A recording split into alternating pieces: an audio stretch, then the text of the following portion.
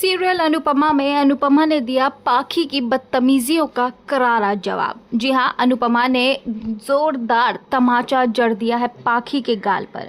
दरअसल दोस्तों, जहां पाखी की बदतमीजियां रुकने का नाम ही नहीं ले रही हैं, उसने अब यहां पर अंश की पत्नी के साथ बदतमीजी शुरू कर दी है। जैसे ही अनुपमा हॉस्पिटल से वापस आती है तो वो देखती है कि सभी घर वाले जानवरों की तरह लड़ाई कर रहे हैं और जिसकी मुखिया कोई और नहीं बल्कि पाखी है। अनुपमा इतनी ज़्यादा गुस्से में होती है कि वो किसी की कुछ नहीं सुनती और सीधा पाखी के गाल पर थप्पड़ जड़ देती है, जिसकी गूंज पूरे शाह हाउस में हो जाती है। ये नज़ारा देखकर सभी लोग दंग रह जाते हैं। उनके पैरों तले ज़मीन खिसक जाएगी कि आखिरकार अनुपमा ने ये क्या कर दिया।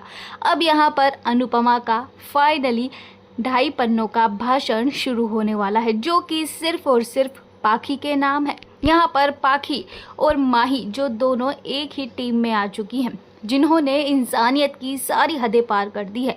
जहाँ एक और ऐसा लग रहा था कि माही सुधर चुकी है, लेकिन उसने साबित कर दिया है कि वो कभी भी नहीं सुधरने वाली है।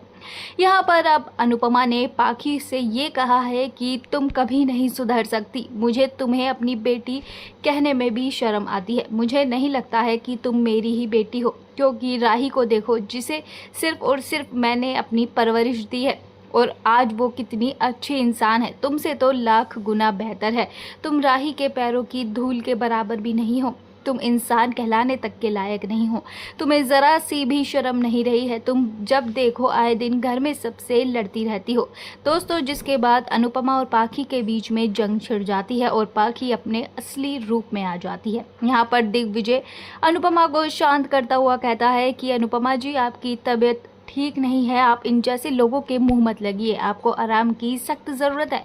यहाँ पर अनुपमा अपने रूम में रेस्ट करने के लिए चली जाती है, जिसके बाद अनुपमा अनुज की फ़ोटो लेकर रोती हुई नजर आएगी, क्योंकि उसे अपने अनुज की काफ़ी ज़्यादा याद आ रही है।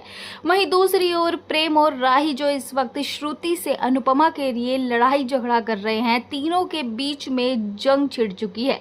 श्रुति को पसंद नहीं आ रहा है कि अनुपमा से मिलने राही और प्रेम भला कैसे जा सकते हैं, क्योंकि अनुपमा हमारी दुश्मन है। लेकिन प्रेम और राही के दिल में अब भी इंसानियत जिंदा है, इंसानियत के ही नाते। लेकिन दोनों अनुपमा से मिलने गए थे। ये बात अब श्रुति को पसंद नहीं आई है। अब देखना इंटरेस्टिंग होगा कि आखिरकार श्रुति क्या बड़ा गेम खेलने वाली है। क्या अनुपमा प्रेम की खुशियों के खातिर अपनी कदमों को पीछे कर लेगी? क्या अनुपमा हार मान जाएगी? अपना घर बनाने का जो उसका सपना है, क्या वो सपना ही रह जाएगा? क्या प्रेम अनुपमा से अपनी गलतियों की क्षमा मांगेगा? आपको क्या लगता है दोस्तों? अपनी राय हमें कमेंट सेक्शन में ज़रूर से ज़रूर दीजिएगा।